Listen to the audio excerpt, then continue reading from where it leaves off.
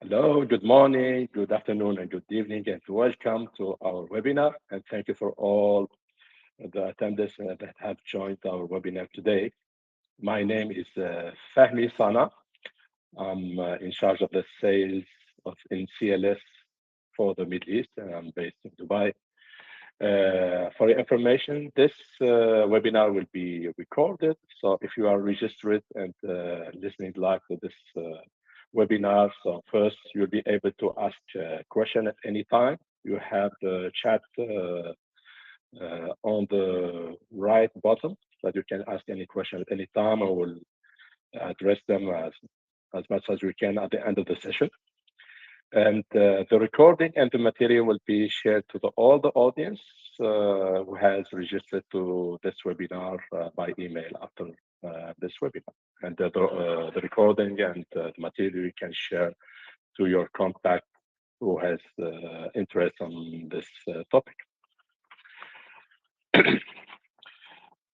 So for that said, so the topic of today is how to secure the maritime navigation in GNSS denied zone across the Gulf region. And we are aware of this situation, which has been increasing and during the last event in the Gulf region. But we all know this problem is not new. It has been in the discussion and have been addressed since long time. But because of the recent conflict, this topic has gained mainstream attention. So today, we discuss about this problem, but most importantly, we'll discuss and explain a solution that we have brought into the market with the CLS, ground control, and Iridium. So for today, I'm joined with my colleague, Oli. Oli is the CEO of Ground Control. Who is Ground Control? Ground Control is a company who is part of CLS Group. It's 100% subsidiary of CLS Group, specialized in satellite device manufacturing. And as of today, there are 100,000 devices built by Ground Control connected to the satellite as of today and used by the several customers. And also, I'm joined as well with Alan from our partner Iridium, who will be presented today on the Iridium part as well. So what we'll cover during this webinar today, we'll cover three topics. First, we understand the context. So you may already know what is jamming and spoofing, but we'll discuss more what is the implication and impact on the Middle East as of today with numbers and what are the possible solutions in the market. And then we'll discuss about the new technology, which allows to solve this problem once for all, thanks to Iridium. And at the end, we'll describe the device, because today we are not discussing about theoretical and strategic or national-wide infrastructure, but we are discussing about one simple device that you can install in your vessel, commercial vessel, large vessel, small vessel, that will solve you and help you to cope with jamming and spoofing. So first, what is jamming and spoofing? So jamming and spoofing are two different topics, but usually they come together. So jamming is as simple as a very strong signal who is very loud in a way that a receiver of GPS receiver cannot hear the GPS signal anymore. So it means that if you are on the vessel and you are subject to a jamming, you will not be able to use the GPS, so that you will not be able to see your position thanks to GPS. So here we are talking about GPS, but it's by extension, it's applicable to all GNSS technologies. So that's jamming.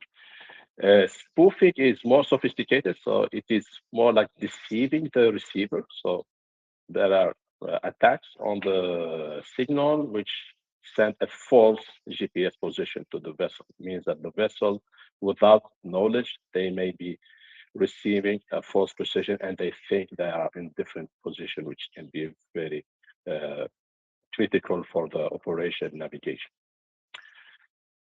So what happens if this fails? So what happens if they receive together this two attacks in the on the sea. So first, the crew and the systems, they both can be unaware about this attack, means that they will have and they will navigate into incorrect position, which increase the collision risk. They increase the issue with navigation, which can be simply an economical loss or increase of fuel or time, and it goes as much as disrupting the port operation, and even in the war zone, it can be disrupted to the insurance as the vessel will appear, for example, entering a forbidden zone, which impact their insurance coverage. So this is in theory. So what is happening nowadays in the Middle East? So if you see in the Middle East, and this is something that you can access on your own. So there is a website called gpsjam.org, where you can see per day what is the GPS jamming or spoofing which happened in the area. And so this is one example that we there's a snapshot from the 8th of April. So you see how the jamming and spoofing is happening in the region. So you see the region is quite target for this kind of operations. For example, you can see the animation that how it's going recently to the area. There are different levels of interference from low to high. So this is to give you some ideas on how is your region affected and by how much and how much. So if you put that into numbers, what does it mean? So we have few numbers that as of March, so there have been 1,600 vessels who has been affected in the Gulf region alone. 1,600 vessels. And in just 24 hours after the conflict started, 1,000 plus ships has been affected. So it represents 55% increase in problem and incident. And if we simply see who are the countries who are affected by this, we can see UAE, Oman, Qatar, but by extension, Saudi and Bahrain. So what does it mean in practice? What will happen to the vessel? So first, the vessel will appear as entering a forbidden zone. For example, we have seen example where vessel appear in Iranian waters while they have been navigating legally. It raised problem of safety to their fleet manager or insurance or simply compliance. So, and by extension, the AIS track becomes inconsistent, means that the vessels cannot use that AIS for security and for navigation, which even raise the problem of compliance with their authorities. If they are supposed to sail only in the authorized zone, but they appear sailing in different zone or inconsistent zone. And the worst case is that the crew may not even be aware about that. You can imagine how this can be disrupting for the navigation.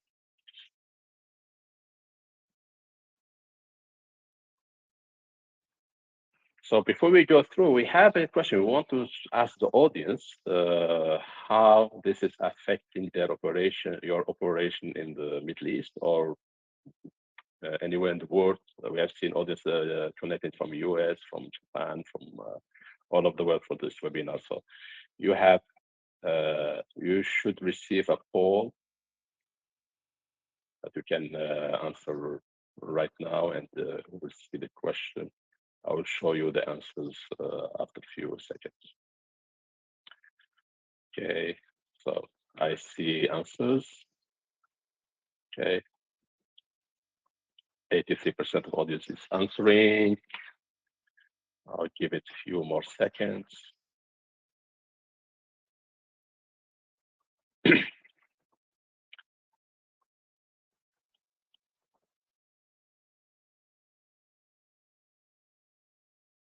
Pattern in the answers. So if Melanie, you can share the results, or I can read it for you guys. So from the answer, 79% say yes, there have been a huge disruption caused by jamming and spoofing the region. And some of you that are suspecting but not confirming that there is a problem, and some of you are saying not sure. So there's a clear pattern that is in practice a real issue in the region. by the numbers, by the auditors, and also by the audience as of today. So the next part is what to do. So obviously, the GPS is still used today, means there are ways how to cope with this problem. And let me explain to you what are the available solution for that. So one the big popular solution is anti-jamming system. So this is a device, this is an antenna, directional antenna, which is installed on board. And the objective is try to fix the GPS signal by blocking the jamming signal. This is very costly and very complicated to operate and doesn't work all the time. You can imagine that there are some ships who are well equipped with this very sophisticated system and automation, but it doesn't work all the time, especially if the problem is a combination of jamming and spoofing. So usually jamming as of today doesn't come alone, it comes with the spoofing as well. With that, there are some solutions on the spoofing, how to validate the spoofing against fake signal with a real signal, but this is still a problem of scalability, and there's still there are limitations comparable to the anti-jamming system. Some of the solution you can think about, okay, what are the alternative of GPS? Let's use the most new technology which are, for example, Galileo, GLONASS, but they are all having the same issue. They're all vulnerable to the jamming and spoofing in the same way like GPS. Even if you have a device with a multi reception of the GNSS, the problem is still prevalent.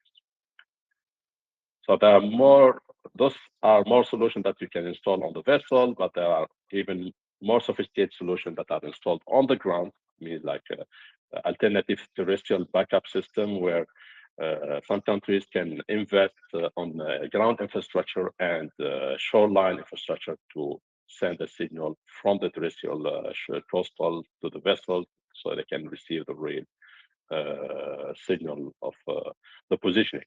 You can imagine the investment in this infrastructure. It can be huge, can be installable, and can be impractical, as simple as that. If the vessel are not supposed to stay by the coast, but then leave the coast and go in external territories where the country has no possibility to help. So what all those solutions has in common? They all try to fix the GPS. They all try to fix the GPS, which is more or less by design has its own known and problems. So before we go to the solution, I would like to hear again your opinion, and we will ask the audience on the questions about how did you answer this problem? Did you deploy something to cope with the jamming and spoofing? So Melanie, if you can prompt the next poll. So here you should receive the question on the screen. The question is, how do you currently ensure reliable positioning when GNSS is unavailable?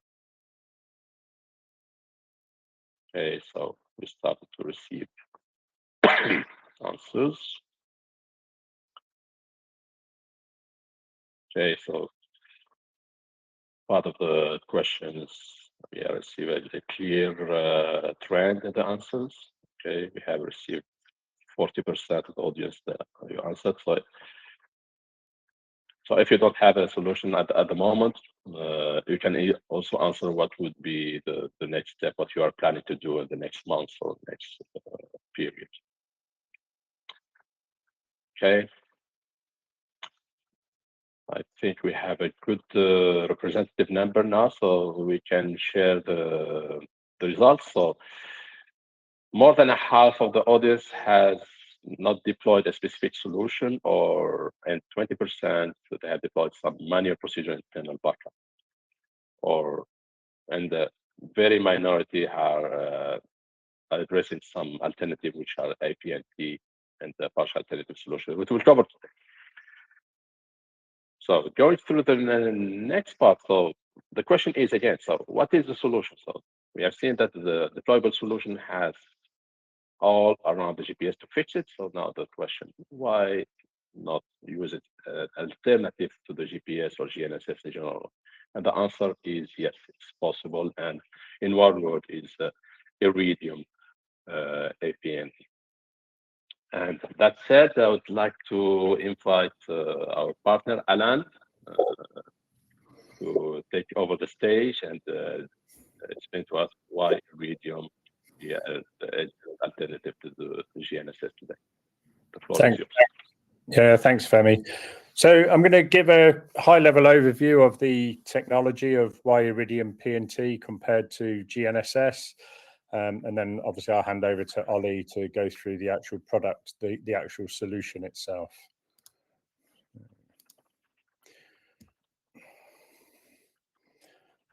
That looks quite big on my screen for some reason.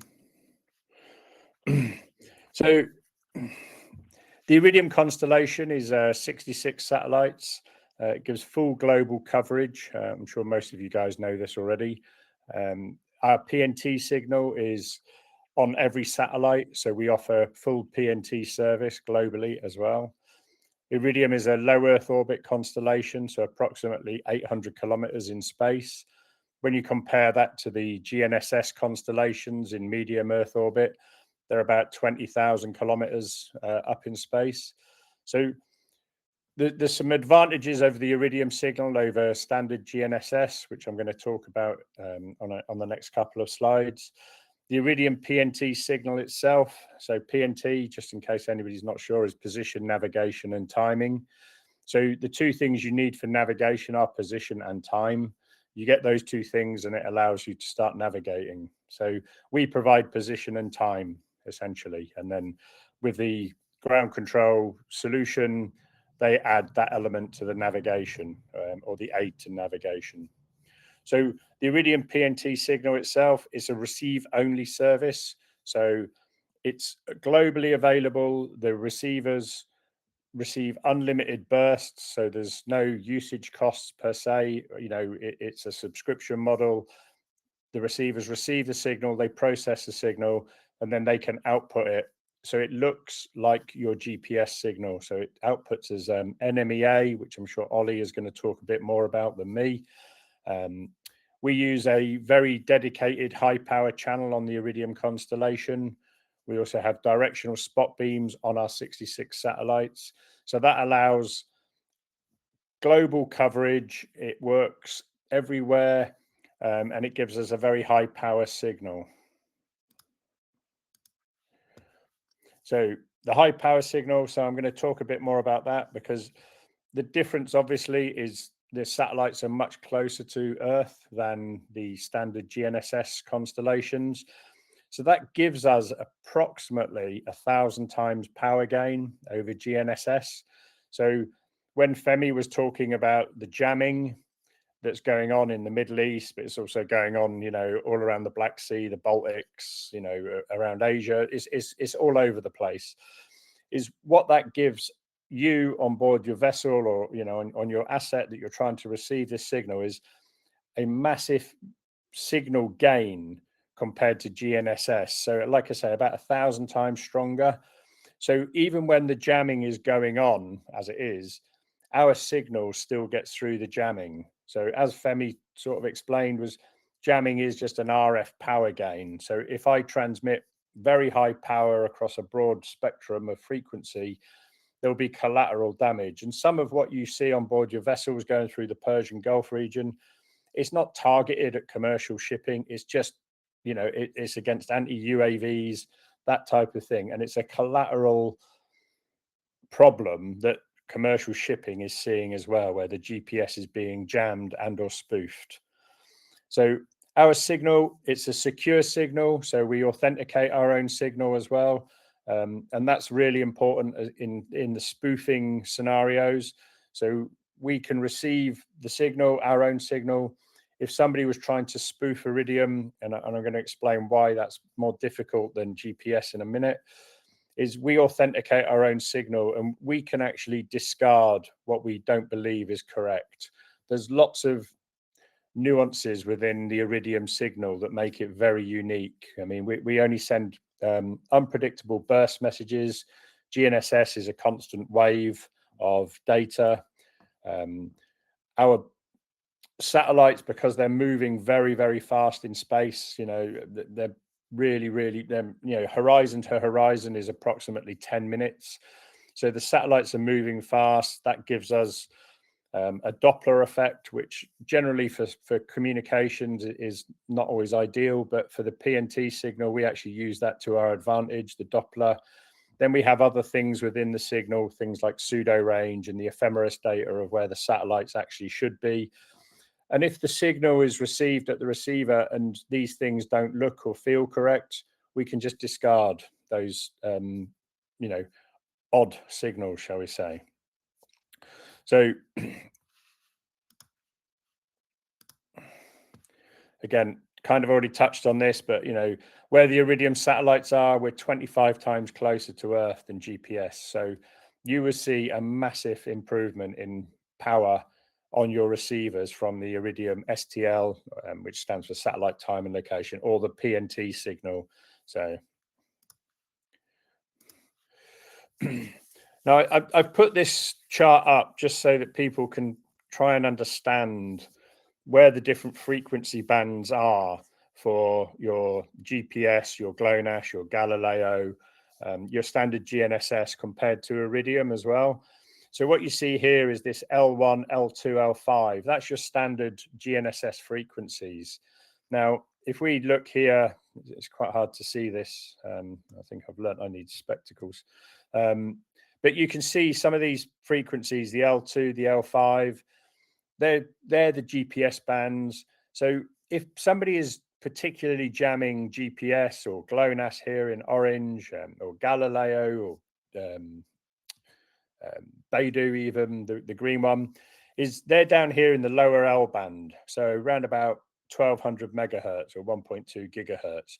Iridium, we live up in the 1.6 and a bit gigahertz range, so we are naturally away anyway from the GNSS frequency. So when there's jamming going on across GNSS, the Iridium signal is already separated away. So it keeps us protected from, with frequency allocation, and then also the high power. So that's trying to explain, the difference here. In terms of spoofing, is if you're spoofing, if we just take one of these GPS frequencies at L2, L1, L5, whichever one, is then you are deliberately attacking a specific frequency and a specific signal. So you have to, as Femi said, you have to clone the GPS signal. So you have to make the GPS receiver think it's receiving a GPS signal on that specific signal. Now, the Iridium frequency is way off here on the right of this chart in 1.626 gigahertz. Now, we're not receiving any of the GNSS signals. We're not decoding them. To us, they just don't exist. So when you're spoofing or being spoofed on GNSS, the Iridium PNT service and the Iridium PNT receivers and products are not receiving that signal whatsoever. So we do not get spoofed when somebody is spoofing GNSS. I can answer more questions, if anybody has any more questions. I don't want to go too deep on this, but it's basically we are diverse on frequency, so we cannot, we do not process that signal. So quick summary before I hand over to Ollie to get into the weeds of actually what the product can do. So 66 satellites, low Earth orbit. Iridium is used, for GMDSS on Maritime. We're used on all the aero safety services. So it's a trusted network, and low Earth orbit. The benefits of L-band, for weather and everything else. So it's a good, strong signal for commercial maritime. The PNT signal burst messages compared to a continuous wave with GPS. High power transmit, so roughly 1,000 times stronger than GNSS, or 30 dBm if there's any engineering tech people on the call. Offset frequency, so like I say, we're not affected directly if GNSS is being attacked.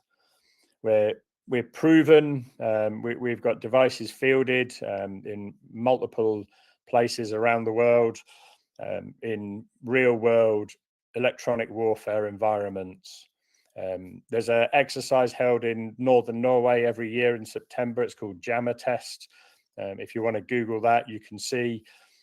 We send equipment there, our chipsets and things like that, and we do testing for a week against a whole raft of different jamming and spoofing scenarios to ensure that our service and our devices work correctly in a jamming and spoofed environment. So, Ollie, over to you, mate. Thank you, Alan. Thank you, Femi. So we've got a clear jamming problem. We've got a really powerful network from Iridium. Let's start to talk about the device. And I need to click this forward. So we have designed a solution called the RockFLEET Assured, and I'll take you through that over the next couple of slides. And obviously solves the problems that we've just been talking about. So introducing the RockFLEET Assured. On the very left, there's a white bit of plastic. That's the box that goes on top of your ship. It's small and it's discreet. And then that can be plugged into a chart plotter on the bridge as well. This is the solution is purpose-built for this jamming and spoofing problem. It's leveraging the Iridium PNT service, so it always has that position through Iridium PNT wherever it is on the planet. That will then show to the crew on the ship and to actually people remotely, because it will transmit its position as well. It will transmit and show the GNSS position that it has. It will show the APNT position alongside it, and it will also have a little ring around it which shows the error on the APNT position, which I'll get into in a little bit. But what it can very clearly do is start to alert the crew when the GNSS position is spoofed or jammed. When that position moves outside and away from where the APNT position is, it will alarm and alert the crew. It's super easy to deploy on vessels. You can just have the white box on the roof. If you just want to track your vessels and know where they are, you can put the white box on the roof of the ship. And it's very easy then to then wire it into anything on the bridge as well. We can set it to report at any frequency you like. So we can go every minute, every hour, once a day. We could do it so it does it every day on GNSS, but I want to know every 15 minutes if it's if my ship or asset is in a jammed environment. So it's very configurable, and you can manage it in that way. And then equally, it's discrete and robust. So we can have up to 100 meters cable length between the above deck unit and the screen on the ship. The above deck unit is built in with batteries. So if any of your ships ever encountered a piracy scenario and all the cables are cut or the power is killed on the ship, the unit will continue working and will continue working for days. And we can again configure that to change the battery life depending on whether you're in a GNSS denied environment or or not. And then we can preserve the battery because the APNT solution does use a bit more battery power. So we have a very powerful solution, and it's very easy to use. You can see where you are, and you can help your crews with that. I'm going to move to the next slide to show you how it integrates with different platforms. So the above deck unit goes on your ship, but actually, while we as CLS can absolutely provide you with a chart plotter that we've tested and fully integrated with it, what we're actually outputting is an NMEA 2000 stream or an NMEA 0183 feed. So you can put that into any existing chart plotters or a chart plotter of your choice, or into this system if you would like to. So super flexible and can work in a way that suits your requirements for your ships and fleets. Then on the platform side, as a default, it comes with our platform called Cloudloop that is super powerful. That enables you to track your fleet, set geofences, alerts, monitor the history, and see everything where your vessels have been. You can group them. You can do all of the things you would imagine you could do on a modern, sophisticated tracking platform. It also allows you to control your data and your data feed. So recognize that actually you might not just want it into the CloudLoop tracking platform, or you might not want it in there at all. There's a very simple platform in there called data that allows you to determine the destinations for that data. Now, in technical language, that's using APIs and JSONs, but in real world language, that means you can integrate that into your insurer or your private maritime security partner, or into your logistics partner, or into your fleet management platform. So that's all simple and easy to do, and the one device can be fed into all of those different sorts of destinations.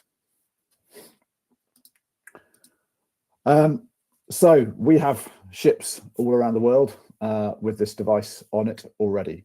If I look at I don't know if you probably can't see my mouse, but if I look at the box at the very bottom, this is a recent a vessel that's been in the Red Sea. What you can immediately see is that you can see lots of green positions that are on land around the port of Sudan. That is GPS spoofing going on. Ship was nowhere near where that was. Then if you go to the top left, you can see the sort of messy trail of sort of where this particular vessel had been hanging about. And you can see the green lines are the GNSS track, and the red dots are the APNT. And you can see them very, very close together as you see where that vessel went. And then on the far right, you can see the green lines disappear off, and that's where suddenly has been spoofed and is on the port of Sudan, and you can see all the red little dots which continue the track where that vessel went. So just demonstration in the Red Sea of this working. We've got some vessels in the Persian Gulf as well, and we're seeing absolutely sort of similar results. In fact, I think jamming and spoofing's worse. You can't get much GNSS to compare it to, so the Red Sea was a little bit easier for this comparison. So it works. Performance. It's important to tell you that the performance isn't the same as you expect from GNSS. The accuracy isn't quite as high. So the Iridium satellites, super powerful, 1,000 times stronger signal, encrypted, as Alan has already talked about. But the Iridium satellites are closer together over the poles, and they're a little bit further apart over the equator. So towards the poles, we see median accuracy of about 25 meters. And in the Red Sea and in the Persian Gulf, we're seeing it about 42 meters. And I think the statistic is 98% of the time under 200 meters. And when you see it on, in fact, I'll go back a slide just to illustrate this, sorry. If you look on the screen on the left there in the image, what you get is a position of the vessel, which is the APNT position, and then the green dots around it indicates the error that the system thinks it has, and that error is an accurate description of its uncertainty as to its actual position. And then that shot there, you see the GNSS position fallen outside of that area, and that GNSS position has been spoofed because it's outside the known error range. But it's always important to know there is a bit of error in this. So in order to use it for dredging or laying a pipeline, and you need to be dead accurate, this system isn't the only one you can rely on. But clearly, many ships are more than 100 meters long. This accuracy is super useful to knowing where your assets are and as a navigation aid in the bridge as well. So I'm going to quickly, I'm conscious of time, going to take you through a couple of case studies, but I'm going to do it quick because I know there are lots of questions coming in, so we'll do this very quickly. So use case one, we're seeing a lot of this, is our customers are looking to understand where their ships are. They want to make sure they are making a good navigational path, they're not using up too much fuel, and they are in the right place and they know where they are. So clearly the obvious use case of this solution is navigation. Moving on to use case two. This is about enabling risk management companies, so private maritime security companies, to support your vessels. So they know where you are if there's an incident. Obviously, when there are incidents in that area, there's often a lot of jamming and spoofing that's going on. And this enables the support to know where the vessel is. And as I said earlier, with inbuilt batteries, even if there's a sort of piracy scenario going on, this will continue to transmit the position of your ship and enable a third party or private maritime security partner to come in and support that particular vessel. So really useful for that. And again, as I said earlier, the information can be shared with your own fleet management platform, but equally with a partner of your choice in a very simple and easy way so that they can help you in those sort of scenarios. And then use case 3, I guess if it's all gone wrong and there's been some incident, actually the history of where your ship has been becomes really important. And obviously we see that in insurance claims and other kind of legal situations that go on. So this is an independent source that can determine the track and the position of your vessels over time. And that's all stored in our platform, but equally, if we've outputted that into your vessel management solution, then that will be there as well. So GNSS is a problem. It's getting jammed all over the place. Super powerful signals from the Iridium network, and a solution that's really works is on ships all over the world and is ready for you guys when you want to. I'll hand back to you, Femi. Excellent. Thank you, Oli and Alan, and hope that the session was satisfactory for the audience here. The objective was to explain what are the current challenges, what are the possible solutions, which has showed costly and practical ways, but here things can be done immediately to your vessels without going into very complicated IT or telecommunication projects. So the device is here. It's a device, it's ready, it's proven, and the technology is tested and assured by Iridium. So here we have, we reached the point where we'll answer the questions. Before we go through the questions, you can see my contact details here in the screen. So please, if this device, RockFLEET Assured, is interesting for you, if you have a question, so if you have some doubts on technology, regulation, experience, I'll try to answer those questions. Please send me an email to the email address that you see on screen. And if you are interested to do testing or to do it by yourself and see it in practice, how does it work? The device is available with a shot plotter, and you are ready to test it. Okay, so let's see the questions. We have a very interesting question, a long list, by the way. And okay, so we have a first question from. Okay, I will hold the name for myself. So I will share the question here. If you cannot see the question, are your accuracy estimates for static or moving scenarios? Is it possible to get more access to results from jammer test? And so the accuracy yes. ones that I put on screen were in dynamic mode, so in moving mode. Yes, you can get more accurate position in static mode, but it has to be really static. It can't be swinging around on anchor. It needs to be in the same place. Lovely. Okay, going to the next question. This is question interesting one, very practical. So the question is, the Red Sea is very dangerous because of reefs. Isn't it the 100-meter accuracy a risk? I think that's down to you guys to determine how you use it. The system will show you its confidence in its position, and I can't improve on that overnight. So no, I wouldn't leave your ship on autopilot and navigating reefs. I think this is a navigational aid to help you in those scenarios. And I think you'll have to use other methods if it's in really close waters, like around reefs, as you suggest. But just to add to what Ollie's saying there, it is a navigational aid. This is not a navigation tool. So, but what you can do, especially in spoofing scenarios, is let's just say you had GPS and Galileo on board, just picking two random ones, and GPS was showing that you were, over here on the left. Galileo is showing you over there on the right, and they're 10 kilometers apart from one another. You're looking at your screen going, I don't know which one's which or which one to trust.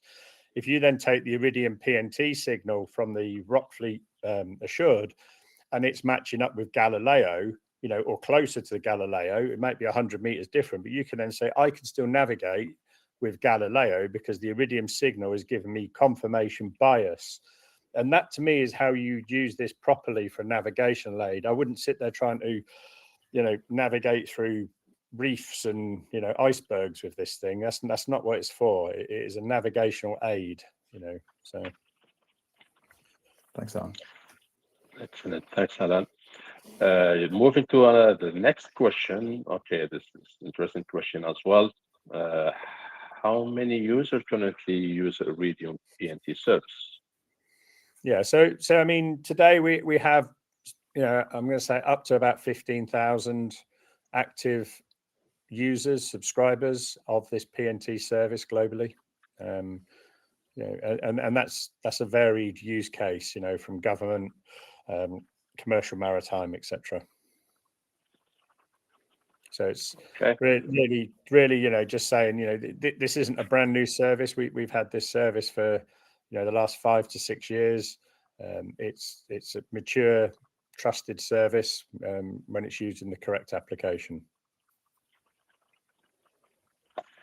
Thank you. Going to the next question. How your equipment may be integrated with existing pilot portable units? So as I said in the slides, this will support, well, this outputs an NMEA 2000 or an NMEA 0183 feed. So that can then be integrated with any chart plotter using those standards. We provide and supply a chart plotter in a Peli case if you want a portable version. But if you've got existing portable units, then you can do the same using that NMEA feed.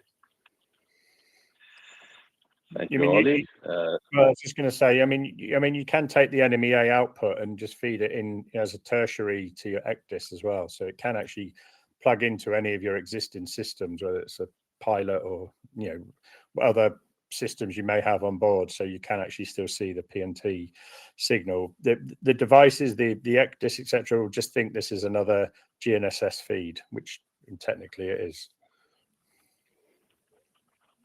Okay. Next question. The list is quite large. We try to answer with the time that we have. Okay. Another question. How does Iridium satellite determine their own position? Do they use GNSS? Interesting question. No, we don't use GNSS. No. How does the Iridium satellites determine their own position? Well, they don't really need to be honest. I mean, there's lots of ephemeris data that we have in our telemetry tracking and control. We track our own satellites through lots of clever radio signals, etc. So, but no, we don't use GNSS. Yeah. Okay, I'll take 2 more questions. If your question is not answered during this session, please don't hesitate to answer to raise those questions in writing to the email that you see on the screen, and we'll answer them offline after the session. I'll take 1 more question.